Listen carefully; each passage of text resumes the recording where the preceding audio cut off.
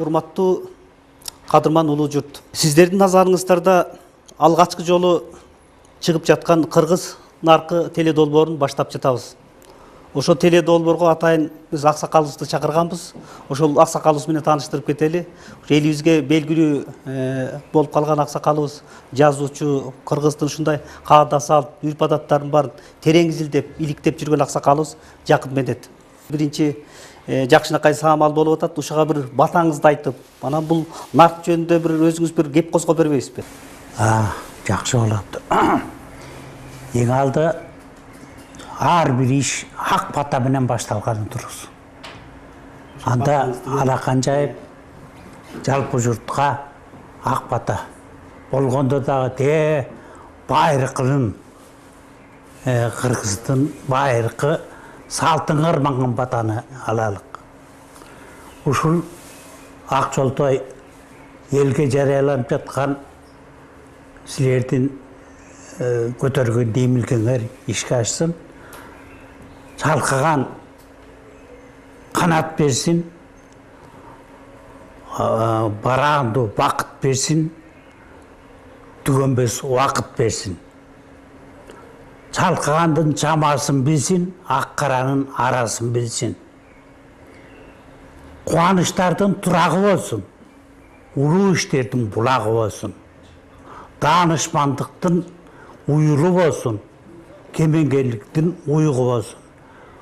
Ушул кыргыз карманган туунун чокусу болуп, элге билбегенин билгисип, сүйбөгөнүн сүйгүзүп, чалкыган деңиздей, мухиттей чалкып турган көрсөтүү болсун, элдин жоготуп баратканын таба турган табылгалуу көрсөтүү болсун. Амин. Болду.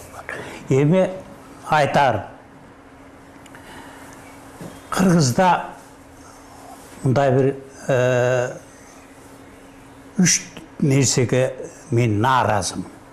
Жазуучу катары дагы, инсан катары дагы, жалпы эле кыргыз катары дагы. Эмне үчүн нааразымын? Салтты, наркты, кааданы бардыгын аралаштырып жиберишти. Ал тургай теле көрсөтүүлөрдө каада салтыбыз деп эле урдуруп атышат. Аш көп болсо каада көп деп коет. Бул байлыкка байланышкан нерсени рухий дөөлөткө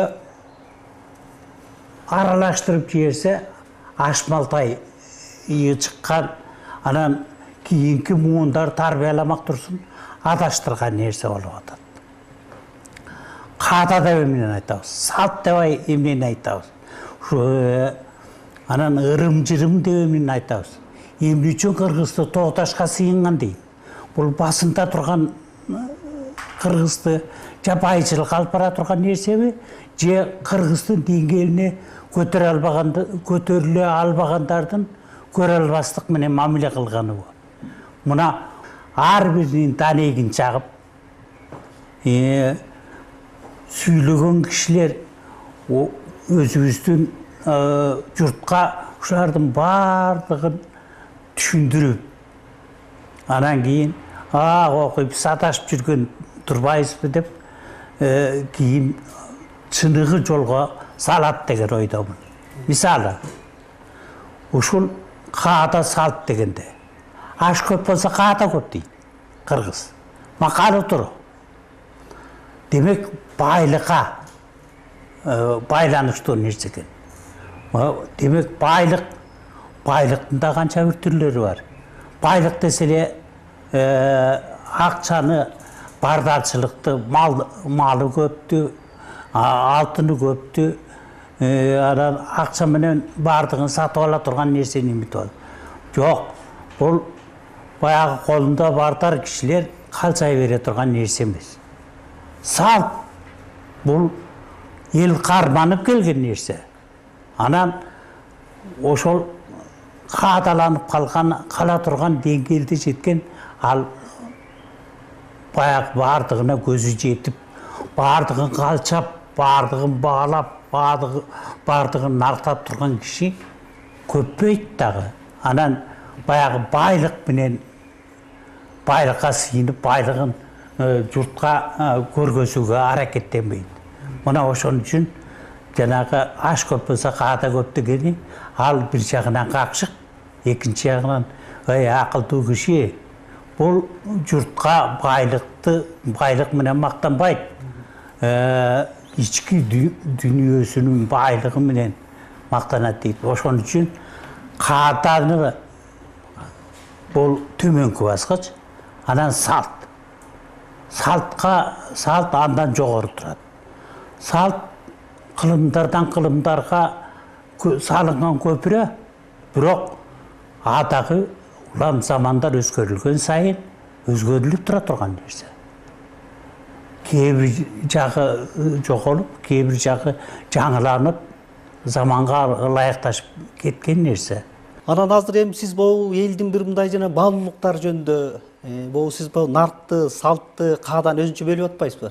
Ушул жөнүндө бир мындай кыскараак түшүндүрүп берсеңиз. Салт бул улам өзгөрүлүп турчу.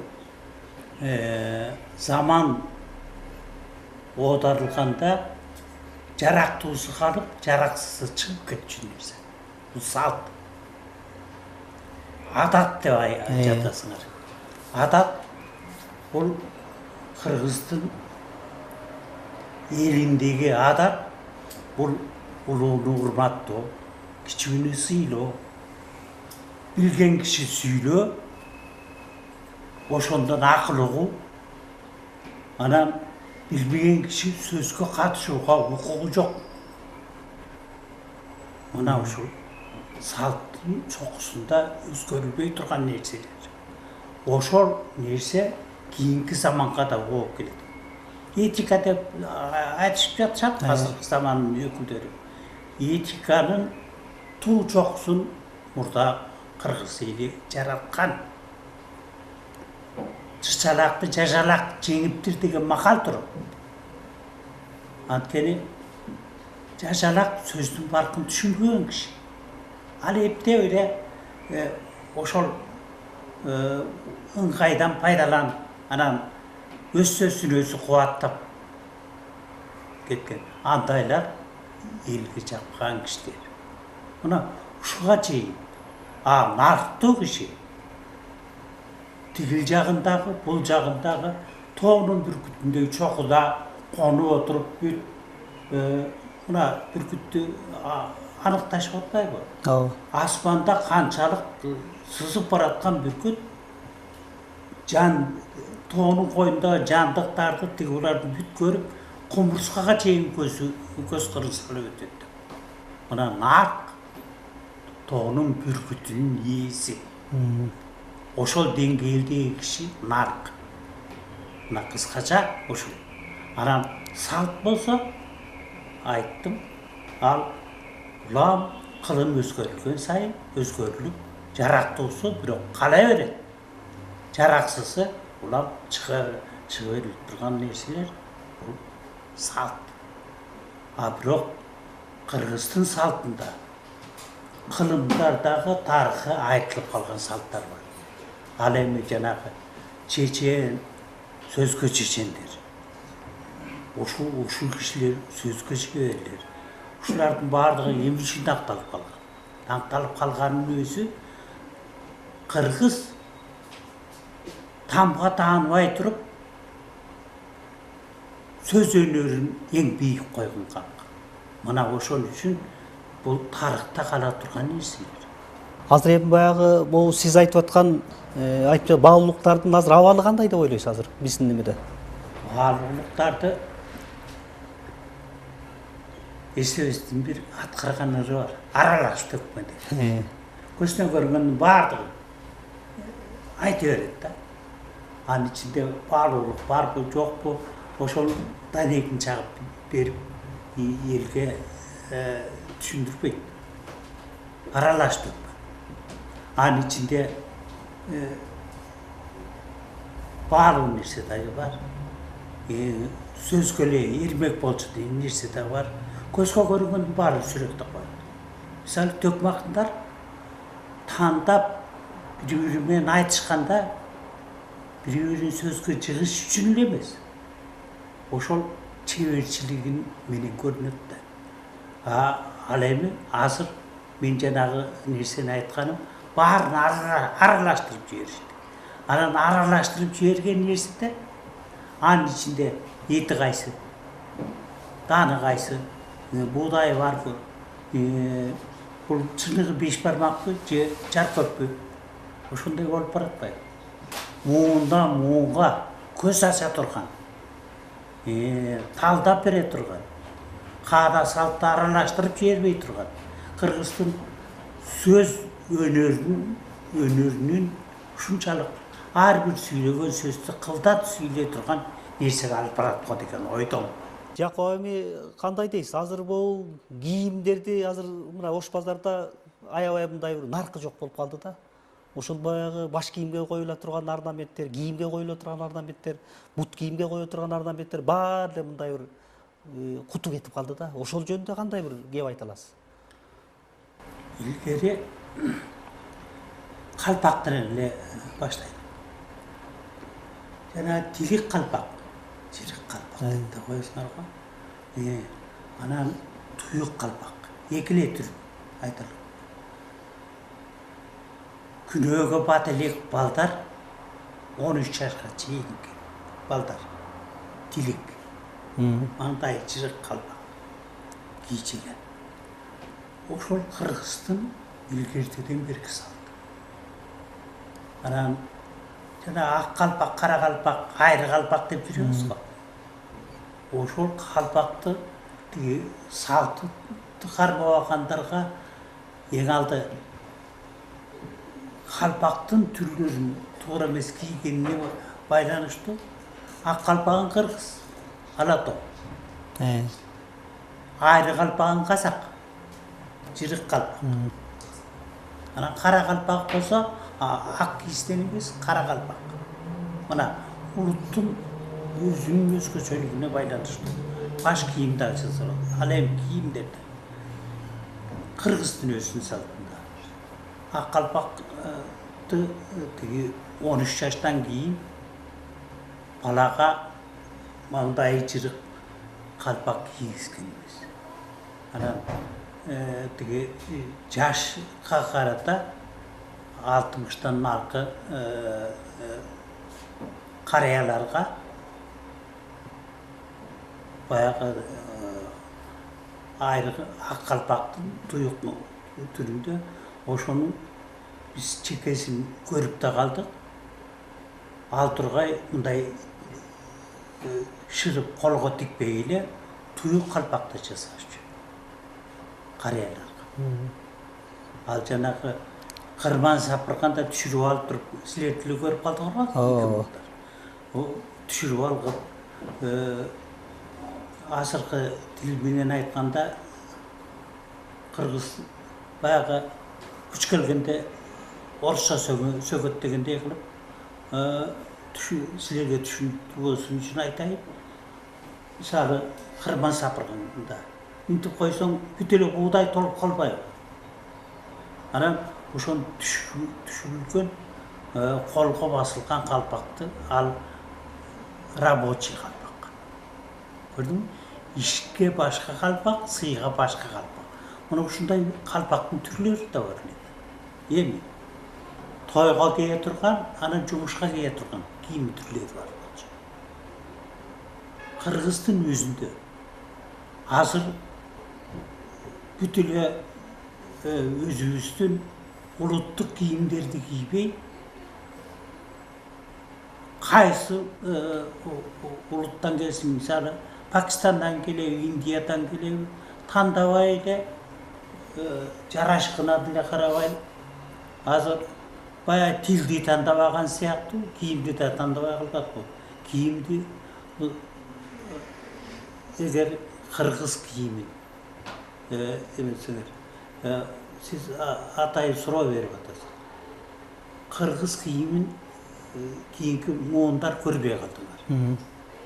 Тойго кийип бара турган кийим, анан жумушка кие турган кийим жакырында деле, анан манабында деле өзүнчө бөлүнчү да. Анан кийин баягы согуш мезгили бүт Советтер Союзунун составындагы кишилердин баардыгын интернационалды ырдатып койгон сыяктуу ошондон кийин анан өзгөрбөдү. Азыр болсо бүт баягы дүйнөлүк цивилизация атайы кийим кийүүнү да улуттукту баягы өзүнүн сезиминдеги баалуулуктарды өчүрүшчү балким ушундай бир тугулук саясат жүрүп жатабы деп дагы ойлоп кетем да. Ал эми кыргыз, орус, украин башкалар ар бир улуттун өзүнүн кийимдери бар. Ошону мына бул силердин жаңыдан асып жаткан тушоо кесүү көрсөтүүңөр ушулардын баардыгын ажатын ачкан ар бир улуттун өзүнчө бажырайган жанагы дүйнөдө канча түр болсо түр карандаш барго ошонун баардыгында ар бир түр өзүнчө көрүнүп тура турган анан ошол мазмунун ача турган нерсеге жеткирсеңер кандай жакшы болот. Эми ага кандай ойлойсуз? Азыр мисалы могу кийимдеги жана саймаларды жана обу жоктонтуп кээде көрүп атпайсызбы? Жанагы куракты да коюп атат баш кийимге, кээ бир могу саймаларды мындай бир жөнү жок эле мындай коюлуп калганда мындай бир нарксыз көрүнүп калып атат да. Ошого кандай оюңуз бар кийимдерде? Кийимдерде коюм салуунун маданияты бар да. Мисалы эмне үчүн азыр чач уштук тагынбайт. Эмне үчүн мурда чач уштук тагынат. Чолпу деп коесуңар, чай тур чач уштуктун канча бир түрлөрү бар. Ошол сыяктуу анткени чач уштук тагына турган чач жок болсо чач уштук тагынбайт да. Туура? Өрмө чачтардын баардыгын кыркып салса, жалкоожугун кырккан тайдай болуп калат да. Анан жууганга оңой болот экен деген нерсени көрбөйсүңбү? Жана цивилизация дегенибиздин өзү кээде бузук саясатты башка улуттарга талкуулоо, таңуулоо болуп атат да. Ошол сыяктуу эле бул жанагы оюмдарды салуу бул түшүндүрбөгөнүбүздөн келип атат да. Жанагы мен бир нерсени мисал кылдым го. Кыргыз жандатып эле айтат да. Ар бирин чайнап бербейт. Түшүнсө түшүнөт, түшүнбөсө ар жагын өз билгенин кыла берет да. Анан ошо өзүң билбе, билгендин тилин алба деген бул калмак каркыш.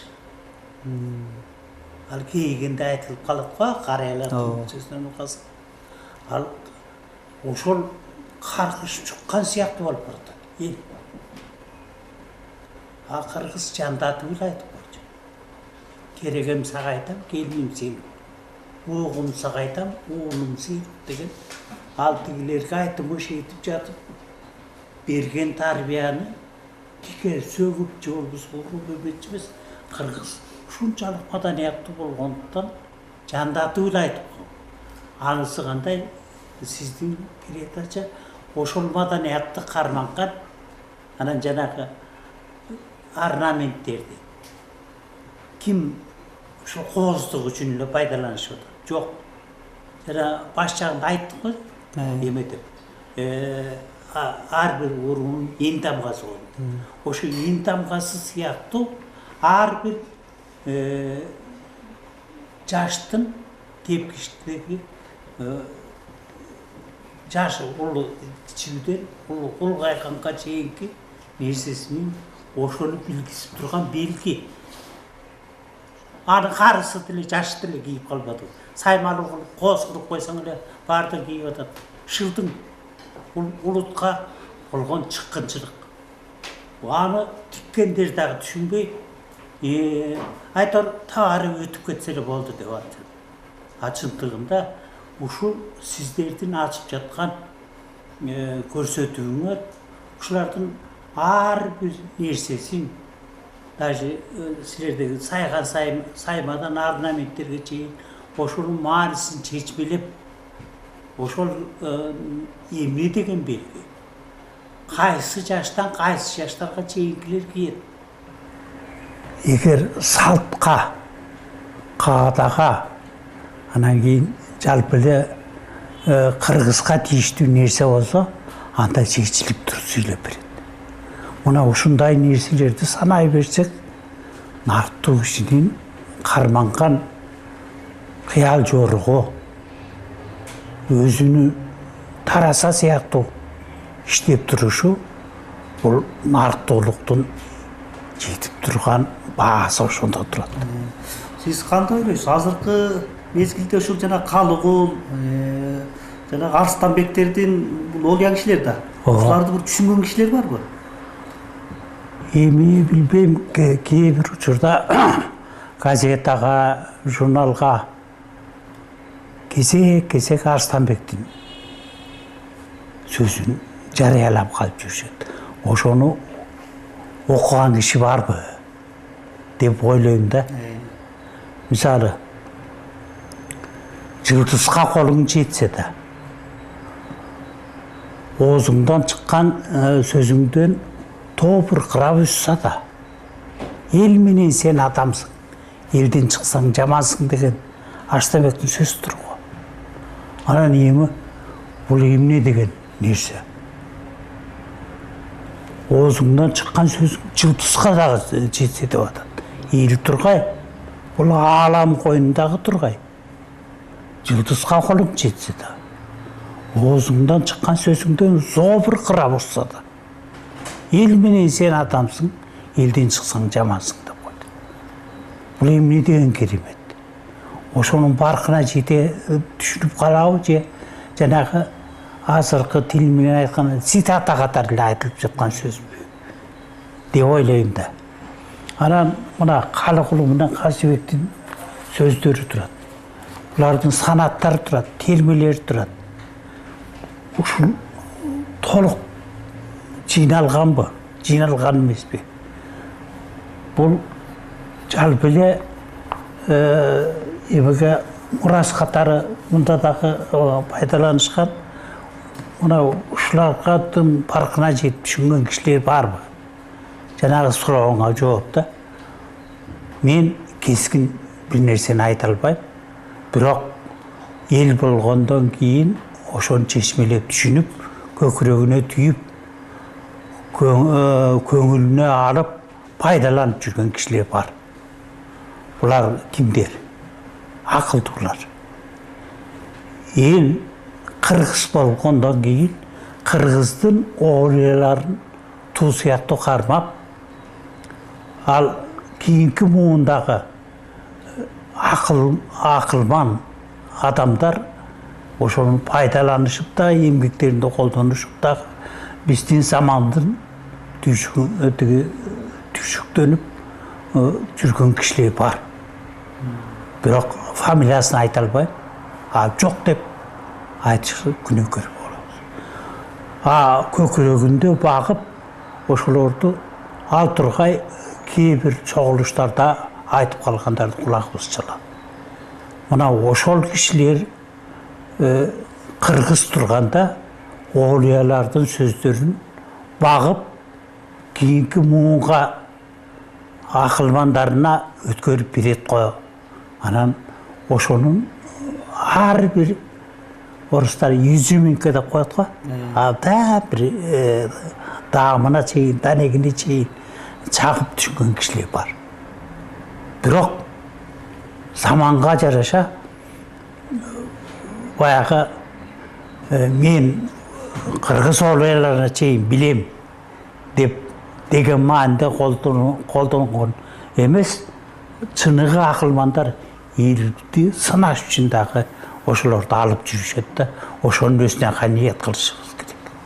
Убакыт эми агай бат эле өтүп кетти. Аябай сонун бир маектерди козгоп бердиңиз. Жакшынакай момдой нарктуу кептерди айтып бердиңиз. Сизге чоң ыраазыбыз агай. Могу өрнөктүү сөздөрдү бул жаштар угат деп ойлойбуз. Эми буюрса бул аксакалды тааныштырып кетейин. Элге, журтка белгилүү жазуучу аксакалыбыз Жакып Медет. Эми ушуну менен көрсөтүүбүздү аяктайбыз. Эмки жолугушууларда кездескенге чейин саламатта калыңыздар.